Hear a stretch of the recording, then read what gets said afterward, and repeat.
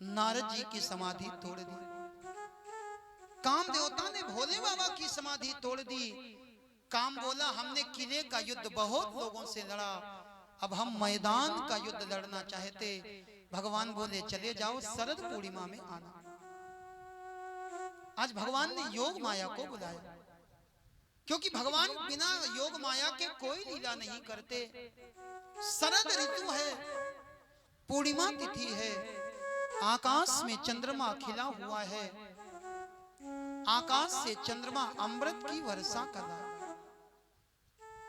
आज भी ऐसी मान्यता है कि शरद पूर्णिमा में आकाश से अमृत बरसता। माताएं खीर बना करके खुले आसमान के नीचे रखती। शरद पूर्णिमा की रात्रि में चंद्रमा अमृत की वर्षा कर रहा था। कुमुद, कल्हार, मल्हार, बेला, चंपा, चमेली, जूही, मालती, गुलाब के फूल खिले हुए थे। इस शरद पूर्णिमा को भगवान ने 6 महीने लंबी रात्रि बना दी। भगवान पिता रात्रि शरदोत्फुल्ल मल्लिका विचरन्तु मनश्चक्रे योग मायामुपाश्रितः। योग माया के द्वारा भगवान ने सुंदर रमण रेती का निर्माण किया।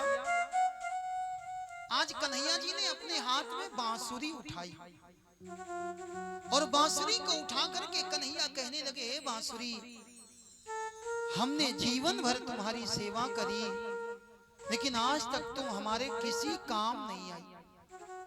बांसुरी ने कहा, कन्हैया आपने हमारी क्या सेवा करी? भगवान कहने लगे, कल कंज की सेज पे शयन दिया, हमने तुमको अपने हाथों के बिस्तर पर लिटाया है, अपने ओठों की तकिया लगाई। जिस समय हम तुम्हारे अंदर स्वर फूंकते हैं, मानो हम तुम्हारी प्रार्थना कर रहे हो, और बांसुरी को बजाते समय जिस समय हम उंगलियां चलाते हैं, कन्हैया बोले, बांसुरी मानो हम तुम्हारे पैर दबा रहे हैं। तुमको बजाते समय जब हम सर हिलाते हैं, तो मानो अपने मोर पंख के द्वारा हम तुम्हारे ऊपर पंखा कर रहे हैं। कन्हैया जी कहते, बांसुरी हमने तुम्हारी बहुत सेवा करी, लेकिन तुमने हमारी बिल्कुल भी सेवा नहीं करी, हमारा एक भी काम नहीं किया। बांसुरी बोली, कन्हैया जो कहोगे हम वही करेंगे। भगवान कहते हैं, कन्हैया जी कहने लगे, बांसुरी हम तुम्हारे अंदर स्वर फूकेंगे, और जिस समय हम तुम्हारे अंदर स्वर फूकें, तुम जाना एक एक गोपी के कान में जाकर के बांसुरी की धुन को सुनाना, और बांसुरी की धुन सुनाने के बाद में लौट करके आ जाना। कन्हैया जी बोले, लेकिन हो सकता है तुम जाओ, बांसुरी की ध्वनि सुनाओ और लौट करके आओ तो कोई गोपी रह जाए। कन्हैया बोले, बांसुरी हो सकता है तुमसे कोई गोपी रह जाए, एक काम करना, जाना गोपी को हमारा संदेश देना। जैसे आपने देखा होगा, डाकिया जब डाक लेकर के आता है, साधारण डाक होती है तो वो आपको ऐसे ही दे करके चला जाता है, और जब कोई विशेष डाक आती है तो बोले आपको डाक देता है और एक कागज में आपसे साइन करवा लेता है। इसका मतलब कि पक्का हो गया कि आपको संदेश मिल गया। बांसुरी से कन्हैया जी ने कहा, देखो तुम जाना, गोपी को संदेश देना, और हम पक्का तब मानेंगे जब संदेश देने के बाद तुम गोपी के मन को लेकर के हमारे पास आ जाओगे। बांसुरी में आज भगवान ने स्वर फूंका, निसम्य गीतम तदनंग वर्धनम।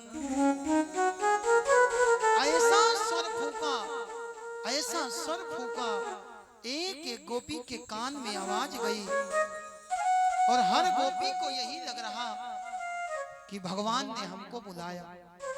ब्रज स्त्रिया कृष्ण ग्रहीत मानसा, ब्रज की गोपिकाओं के मन को कन्हैया जी ने ग्रहण कर लिया, और इन गोपिकाओं के पास में मन नहीं बचा, मन भगवान के पास चला गया। ये गोपी गोपी बिना मन के करने लगे। कोई व्यक्ति कोई काम करे और काम गड़बड़ हो जाए तो लोग क्या कहते, बोले मन लगा करके करो। जब तक मन नहीं लगता तब तक काम ठीक नहीं होता। और इन गोपिकाओं का मन तो भगवान के पास चला गया। अब गोपिकाओं की स्थिति बड़ी विचित्र हो गई। एक गोपी ने सब्जी काटा, सब्जी काट करके एक डलिया में सब्जी रखी, एक डलिया में छिलके रखे, उठ करके खड़ी हुई। इतने में बांसुरी ने इसके मन को चुरा लिया। बिना मन के छिलकों को ले जाकर के पकने के लिए कढ़ाई पर चढ़ा दिया और सब्जी को ले जाकर के बाहर कूड़े में फेंक दिया। एक गोपी गाय का दोहन करने के लिए गई। गाय का दोहन करने के लिए जैसे ही बैठी, बांसुरी सुनाई पड़ी। इसका मन कन्हैया के पास में चला गया। ये बर्तन लगाना भूल गई और गाय दूहने लगी। लोगों ने कहा पागल हो गए हो। ये बोली हमारा दोष नहीं, ये उस बैरन बांसुरी का दोष है। एक गोपी खीर बना रही थी। खीर गोपी ने बढ़िया से चावल छौके, दूध डाला, खीर पक करके तैयार है। गोपी ने सोचा लाओ जरा शक्कर भी डाल दे। और जैसे ही शक्कर डालने के लिए उठी, बांसुरी सुनाई पड़ी। इसका मन कन्हैया के पास चला गया और हाथ शक्कर की जगह सफेद सफेद नमक के डब्बे में चला गया। खीर में नौन मिलाए रही, खीर में नमक मिला दिया। एक गोपी अपने पति के पैर दबा रही थी। पैर दबाते दबाते बांसुरी सुनाई पड़ी।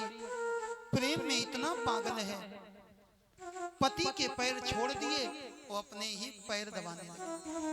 पति ने कहा पागल हो गई। बोली हमारा दोष नहीं, ये उस बांसुरी का दोष है। सारी की सारी गोपिकाओं ने घर को छोड़ दिया और कन्हैया से मिलने के लिए सारी की सारी गोपिकाएं भागी। भागते भागते आकर के एक स्थान पर सारी गोपिकाएं इकट्ठा हुई और एक दूसरे से पूछने लगी, बहन कहाँ बजी? बजी है बजी रस खान बजी, सुन के कोई गोप कुमारी न जी है।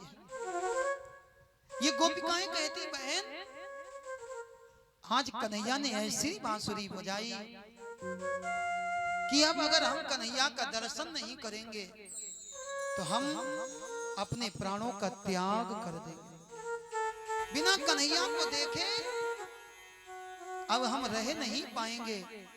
जब ऐसा विचार आया तो सारी गोपिकाएं दौड़ी, लेकिन इन गोपिकाओं के मन का भाव है, हर गोपी को यही लगता है कि भगवान ने केवल और केवल हमको बुलाया।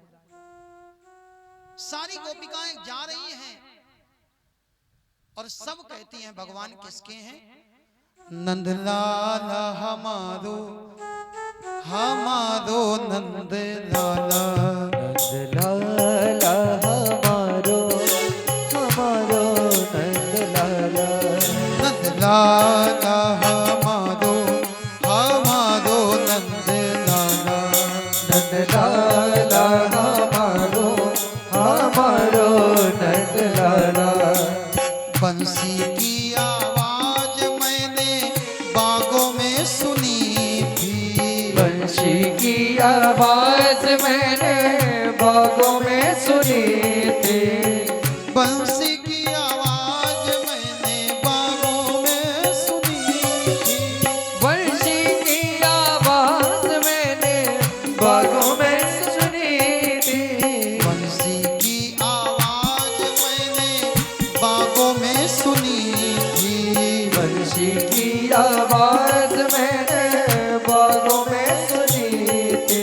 एक गोपी कहती, जिस समय हम बाग में गए थे, उपवन में बगीचे में गए थे, उसी समय हमको बांसुरी सुनाई पड़ी। तो हमने किया क्या? हम भागे, और जब भागे तो हमने एक काम किया। हमने सोचा कन्हैया के पास जा रहे हैं तो जरा एक फूल ले लिया जाए। मैं तो फूल तोड़ती भागी आई